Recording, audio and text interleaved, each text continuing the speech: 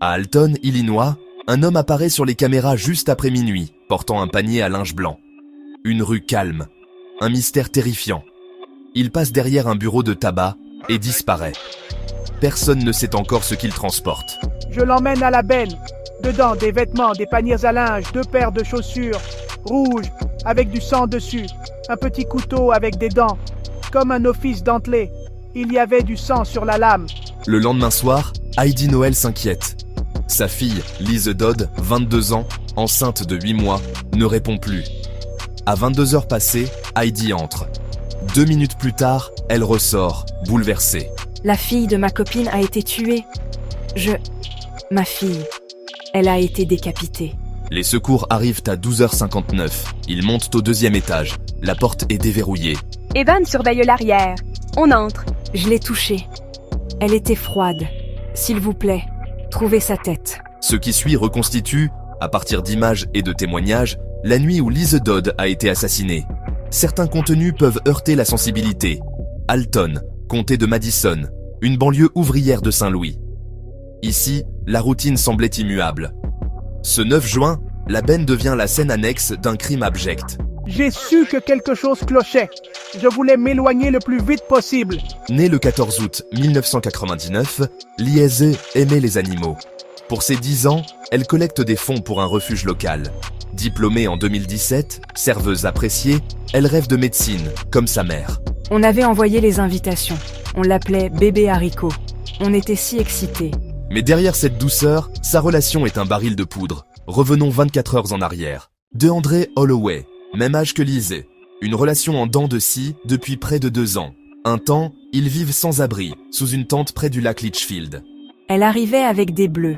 Au début, c'était le chien. Puis elle a avoué, ils se battaient tout le temps. J'ai vu un coup de poing partir dans la voiture. Son visage était rouge quand elle est revenue. Juillet 2021, nez cassé, 2 yeux au beurre noir. Menace, un message, mon copain m'a encore battu. Le 5 juin, après minuit, DeAndre écrit « Toutes mes émotions ressortent d'un coup ». J'ai toujours dû être un homme. Tant de pression. Je suis au bord de la rupture. Le 7 juin, il disparaît. Lise, enceinte à terme, s'inquiète. « Je crois que j'ai été abandonnée ». Si c'est comme ça, au moins c'était non violent. Lise, je ne vois pas les choses comme ça. Stress extrême. J'ai cassé un rasoir et je me suis coupé. Un appel à l'aide silencieux. Le 8 juin, 20h, l'oncle de DeAndre dit le ramener. 21h11. Lise et DeAndre entrent dans l'immeuble. J'essaie de comprendre. Son dernier message. Après 22h49, plus rien. En dessous, des voisins entendent une dispute. Des cris étouffés, puis l'appartement qui tremble. Vers 21h45, 5 ou 6 coups, réguliers. Comme si on coupait du bois. Les bruits cessent. Le silence, glaçant. 23h57. DeAndre sort avec un panier blanc. Il se change, porte un masque, revient, ressort. Il disparaît derrière le bureau de tabac. 1 minute après minuit, un panier est jeté dans la benne. Ce panier contiendra, plus tard on l'apprendra, la tête de Lise. 2 heures plus tard, la voiture disparaît. La nuit a avalé la vérité. Le matin la recrachera. Vers 2h30, DeAndre arrive chez sa mère, sans Lise, avec la voiture de Lise. Je l'ai vu se couper les cheveux. Il n'avait pas touché à ses dreadlocks depuis 2 ans. Il a demandé des vêtements propres. Ceux d'avant, jetés sur le trottoir puis à la poubelle.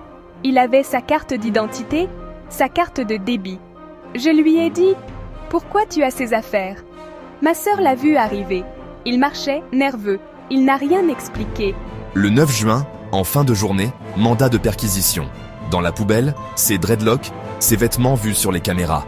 Un trajet, appartement, bureau de tabac, benne, maison familiale. Des affaires de Lise en sa possession. La voiture de Lise réapparaît, abandonnée, un « à vendre » griffonné, comme pour brouiller les pistes. 21h11, il rentre. 23h57, il sort. 0001, le panier dans la benne. 02h30, il frappe chez sa mère. Le petit ami de ma fille l'a tué. Il lui a tranché la tête. Leur porte d'entrée était entr'ouverte. Pas normal. On a entendu des cris étouffés. Puis l'appartement tremblait. 4, 5, 6 coups, réguliers. Tout s'est arrêté d'un coup. On a entendu des coups, des cris. Si ça recommence, on appelle la police. Mais c'était trop tard. Aucun d'eux ne redescendra. Les lumières s'allument et s'éteignent au-dessus. Le drame est consommé. Les secouristes trouvent le corps de Lise. Pas d'armes, pas de tête. La profanation choque le quartier. Ils ont perdu 2 enfants. Le bébé, c'était une extension d'elle. J'aurais voulu qu'elle sache à quel point elle était aimée, qu'elle pouvait partir. Comment en est-on arrivé là? Pour comprendre, il fallait tout remonter, minute par minute. Et les pièces s'emboîtent. Le 7, disparition. Le 8, retour. Dispute, silence.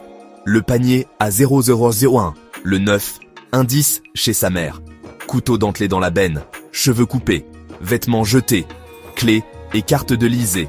Chaque détail raconte une fuite, une tentative de se refaire une identité. Trop tard, la violence domestique n'est pas un secret entre murs fins. Elle laisse des traces, visibles et invisibles. Quand on entend, quand on voit, il faut agir. Appeler, prévenir, sauver. Si vous ou quelqu'un êtes en danger, appelez le 17 FR ou les lignes d'aide locales aux États-Unis. 1-800-799-SAFE. Lise Dodd aimait. Sa mémoire appelle à la vigilance et au soutien des victimes. Derrière les faits, une fille, une mère, un bébé attendu. 2 vies perdues. Toute reconstitution respecte la dignité des victimes. Ce documentaire vise à comprendre, pas à choquer. Mais la réalité reste brutale. À Alton, la nuit a tout changé. Un quartier ne sera plus jamais le même. La communauté se recueille. Les proches cherchent justice et paix. Merci d'avoir regardé. Prenez soin des vôtres. Écoutez. Intervenez. Abonnez-vous pour d'autres enquêtes approfondies et partagez pour sensibiliser. Activez la cloche. Laissez un commentaire avec respect pour la famille. Fin.